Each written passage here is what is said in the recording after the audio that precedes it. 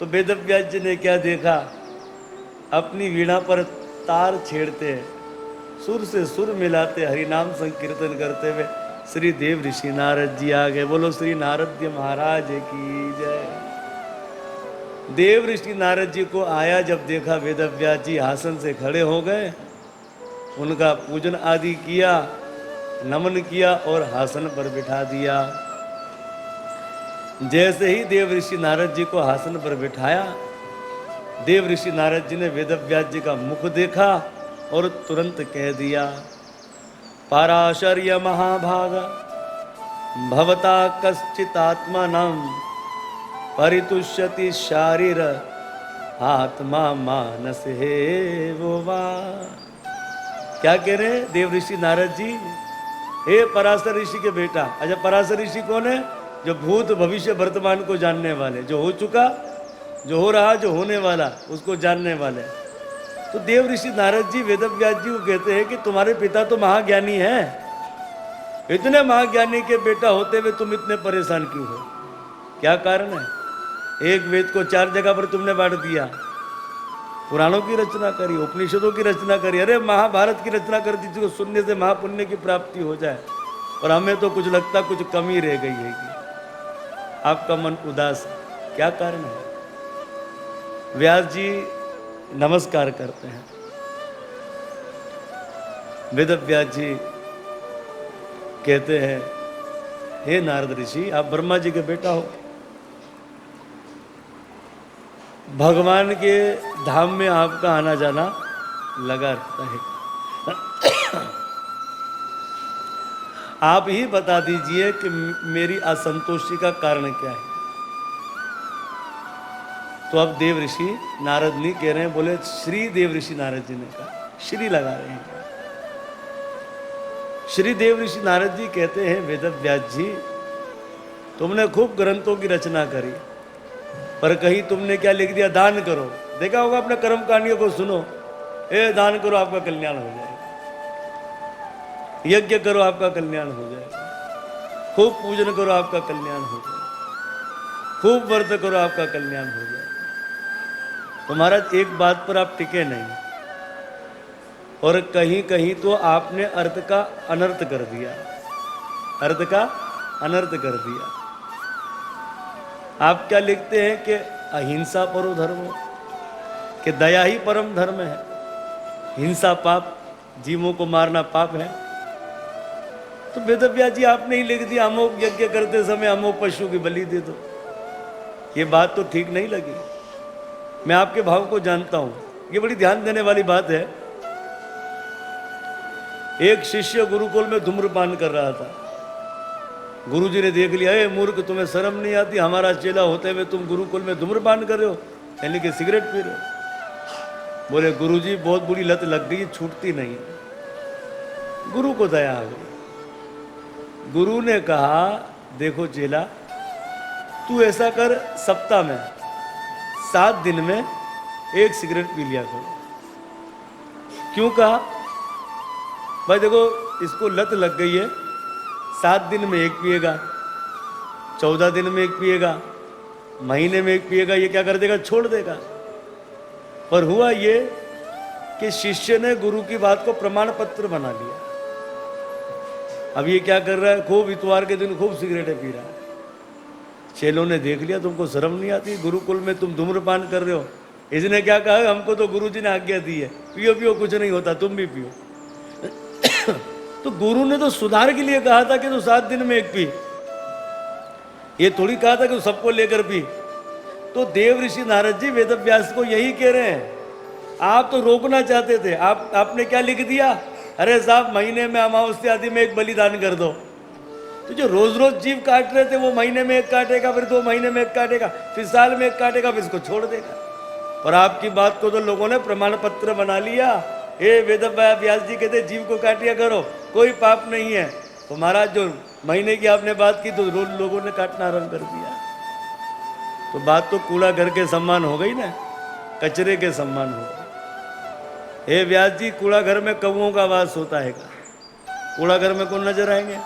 कौवे। व्यास जी, कौओं की भाषा हंसों को अच्छी नहीं लगती है। हंस किसको कहा? भगवान के भक्तों को। कभी देखा कोई हंस कूड़ा घर में कचरा खा रहा हो? अरे हंस तो मानसरोवर के वासी होते हैं, हंस तो सरोवर में मोती चुनने वाले होते हैं, कूड़ा खाने वाले थोड़ी होते हैं। हे व्यास जी, कुलों की भाषा हंसों को अच्छी नहीं लगती। कौवा किसको कहाएगा यहाँ? जिसका भंडारा हो उसी के देवता का जय जयकार करने लग जाए, जिसके गुरु का भंडारा हो उसकी गुरु की जय जयकार करने लग जाए, अपने गुरु को किनारे काट दे। ये कौवे हैं, इनको कौवा बताया गया है। राज हंस कौन? अरे साहब, किसी का भी पंडाल हो, महिमा तो मेरे राम की होगी उस पंडाल के अंदर। अपने देवताओं को जो कुछ ना कहे। हमारी सबसे बड़ी समस्या ही यही है, जो हमको दिखाए चमत्कार हम उसको करें नमस्कार, और हम 2 रुपए के मान के चक्कर में हम अपने धर्म को भी छोड़ देते, अपने इष्टों को भी भूल जाते, अपने गुरु को भी भूल जाते हैं। कहीं भी जाओ अपने इष्टों को ना भूलो, ये तो हमारी विडंबना है सबसे बड़ी। उसको कहते कौवे, जो एक बात का प्रमाण उद्देश्य नहीं देते हैं, क्या क्या क्या करते रहते हैं। कौवा आपकी खिड़की के पास आ जाए, आप क्या कहोगे? अरे कान खा रहा, भगा इसको यहाँ से। जब कौवों की भाषा हमें अच्छी नहीं लगती तो हंसों को कहाँ से अच्छी लगेगी? हे व्यास जी, आपने कहीं युद्ध लिख दिया, कहीं दान लिख दिया, कहीं ना जाने क्या क्या लिख दिया, और भगवान उनके भक्तों का चरित्र आपने नहीं लिखा, इसलिए आपका मन असंतुष्ट है। जिस कथा में भक्त और भगवान का चरित्र नहीं हो वो कथा तो बेकार है, कूड़ा घर के समान है। हे व्यास जी, मैं किसी और की नहीं, मैं आपको अपना चरित्र बताता हूं। अहम पुरातीत भवे भवनम मुने दास्य तुकस्य वेदवादीना निरूपितो बालकम एव योगिना। मैं पिछले जन्म में कौन था? दासी पुत्र था। कौन था? दासी पुत्र था मैं। ब्रह्म विरुद्ध प्राण के ब्रह्मकांड के अध्याय 8 में लिखा है कि ब्रह्मा जी के श्राप के कारण ही नारद जी को उपवर्ण नाम का गंधर्व बनना पड़ा था। ब्रह्मा जी के श्राप से ये क्या बन गए थे? गंधर्व बन गए थे। ब्रह्म वैदिक प्राण में कथा आती है कि जब ब्रह्मा जी ने इनको कहा था कि भाई तुम ब्रह्मा जी ने देव ऋषि नारद जी को कहा कि गृहस्थी आश्रम में जाइए। बोले पिताजी हम गृहस्थी आश्रम में नहीं जाएंगे, हम तो भजन करेंगे। तो ब्रह्मा जी को क्रोध आ गया, श्राप दे दिया। उस समय देव ऋषि नारद जी ने भी श्राप दिया ब्रह्मा जी को, हम भी आपको श्राप देते, आपका पूजन कहीं नहीं होगा। ये ब्रह्म विरुद्ध प्राण के अंदर है, ब्रह्म कांड के अंदर आता चरित्र, हम भी आपको श्राप देते हैं। तो ब्रह्मा जी के श्राप से क्या बन गए? ये उपवर्ण नाम के गंधर्व बन गए। अच्छा, एक मर्तबा क्या हुआ, इनको जो है सभा में गाने के लिए, गाते बहुत अच्छे थे, अब सभा में गाने के लिए बुला लिया। मैं चलो कोई पद गाओ तुम, भगवान से जुड़ा। ये तो स्त्री पुरुष के जो प्रेम वाले गाने वो गाने लग गए। सभा वैराग्य की चल रही थी, ये तो लंपट पुरुषों के गाने नहीं होते, वो गाने लग गए। अरे जा मूर्ख, तुझे अब शूद्र योनि में जन्म लेना पड़ेगा। तो अहम पुरातीत भवे भवनम मुनि दास्य तु कस्य वेदवादीनाम। मैं दासी बेटा था, तो वो क्या बता रहे, अब क्या बन गए? गंधर्व से शूद्र बन गए। हम दासी पुत्र थे। मेरी माँ एक संत महात्मा की सेवा करती थी, और वे संत भी साधुओं की सेवा करते थे। चातुर्मास आया, चातुर्मास आता 4 महीने का। चातुर्मास में संत निकल जाते यात्राएं आदि करने के लिए। संतों की टोली कहाँ गई? जिस वेद ब्राह्मणों की बस्ती में मेरी माँ सेवा करती थी ब्राह्मण देव की, वहीं पर वे संत आ गए। और साधु किस घर आ गए? जिस घर में मैं काम करती थी, हमारी माँ काम करती थी। उस ब्राह्मण देव ने हमारी माँ को संतों की सेवा में लगा दिया। हम 5 साल के बच्चा थे, हम भी अपनी माँ के संग संतों की क्या करते थे? सेवा करते थे। हे व्यास जी, संत जब भगवान की कथा कहते थे मैं बड़े प्रेम से सुनता था। कीर्तन करे, मैं कीर्तन करता था, कीर्तन में नाचने तो हम भी नाचने लग जाते थे। हे व्यास जी, मैं संतों के झूठे पत्तलों को उठाता था। एक दिन की बात थी, संतों का शीत प्रसाद झूठन था। हमने पूछ लिया, हे संत भगवान, यदि आपकी अनुमति हो तो आपको ये थोड़ा शीत प्रसाद खा ले। संतों ने कहा बेटा खा ले, तो मैं बड़े प्रेम से उस प्रसाद को खा लेता था। 4 महीने बीत गए, अच्छे दिन आपके बहुत जल्दी चले जाएंगे। आप यात्रा कर रहे हो, सफर कर रहे हो, सफर में कोई मित्र आ जाए, किसी से लगाव हो जाए, बातों बातों में घंटों का सफर मिनटों की तरह निकल जाएगा। और अगर उसी यात्रा के अंदर आतंकवादी घुस जाए तो मिनटों का सफर भी घंटों में, राम कब मेरा इस दूसरे से पिंड छूटे। तो अच्छे दिन बहुत जल्दी निकल जाते हैं। तो क्या हुआ, 4 महीने बीत गए, चलते जाने लगे। मैं 5 साल का बालक संतों के पीछे दौड़ा, हम भी आपके संग जाएंगे। मैं अपनी माँ का इकलौता बालक था। मेरी माँ ने कहा, बेटा तू संतों के साथ चले जाएगा तो मेरा कौन ख्याल करेगा, मेरे संग कौन रहेगा। तो माँ ने जाने से रोक दिया। संतों ने कहा, बेटा जो काम तू हमारे संग करेगा जाके जंगल में, वो काम घर में ही कर ले। हम तुम्हें मंत्र देते हैं। अब जिस मंत्र का मैं माइक में उच्चारण करूंगा इसको कहते हैं वासुदेव गायत्री मंत्र। तो वासुदेव गायत्री मंत्र को तो हम उच्चारण कर सकते हैं माइक के अंदर, पर गायत्री मंत्र को हमारे वैष्णव सिद्धांत के अनुसार उच्चारण माइक में नहीं किया जाता। इसलिए आप भी परहेज कीजिए, गायत्री मंत्र से परहेज कीजिए।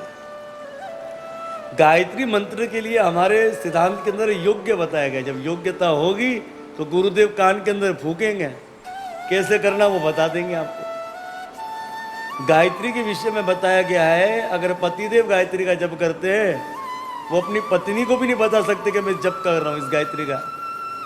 इतनी मान्यता इस गायत्री की बताया कि लोग बोलते भेदभाव किया जाता, भेदभाव नहीं है। गायत्री मंत्र करने का शौक है तो बन जाओ गायत्री के योग्य, मिल जाएगा आपको गायत्री मंत्र। तो गायत्री मंत्र में हमारे वैष्णव सिद्धांत के अनुसार उसको माइक में उच्चारण नहीं करते। अब आप बोलते उसकी कैसेटें बन गई, उसका ये बन गया, उसका वो बन गया, वो तो गाने वाले, हर कंपनी अपनी कैसेट को चलाने के लिए कुछ ना कुछ तो करेगी। ऐसे तो हमारे रफ़ी साहब भी भजन गाते थे, उनका कंठ मधुर था। किसी ने कहा, साहब हमारा ये एल्बम निकालना, आपका मधुर कंठ है, अगर आप इस भजन को गा देंगे तो साहब कैसेट बहुत अच्छी चलेगी। लेकिन वो हमारे सत्य सनातन धर्म से थोड़ी थे। जब उन्होंने अपनी धर्म यात्रा करी, उन्होंने गाना भजन सब कुछ छोड़ दिया था, अपने धर्म पर चलने लग गए। तो कहने का अर्थ है वो है कलाकार। कलाकार को जो दोगे वो गा देंगे। कलाकार साधु से थोड़ी मिलाते हो आप कलाकार, साधु तो साधु होते हैं। तो इस तरह से इसको कहते हैं वासुदेव गायत्री मंत्र।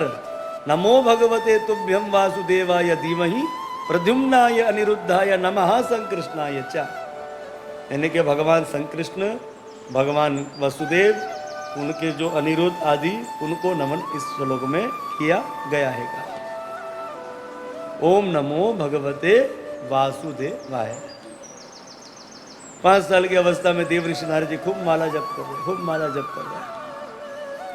वैराग्य हुआ जाने के लिए तो माँ मुस्कुरा कर देखे जा ना सके। देव ऋषि नारद जी कहते हैं, व्यास जी एक दिन हमारी माँ ब्राह्मण देव के लिए गौशाला में दूध देने गई।